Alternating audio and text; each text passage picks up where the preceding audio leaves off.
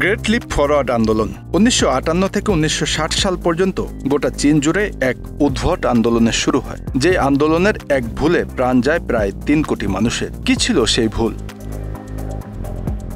ঘটনা শুরু চেয়ারম্যান মাও ক্ষমতা গ্রহণের পর। তিনি চীনের নাগরিকদের স্বপ্ন দেখাতে শুরু করেন 15 বছরের মধ্যে চীন গ্রেট ব্রিটেনকে ছাড়িয়ে যাবে, আর এজন্য কৃষিভিত্তিক অর্থনীতি থেকে একটি শিল্পোন্নত সমাজের দেশকে পুনর্গঠনের প্রচারণা শুরু করেছিলেন।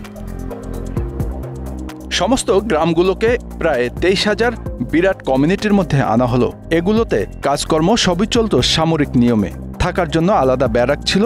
গ্রামবাসীদের বিউগল বাজিয়ে সকালে ডেকে তোলা হতো। প্যারেড করতে করতে এই বিরাট কর্মী বাহিনী নারী পুরুষ নির্বিশেষে মাঠে নামত।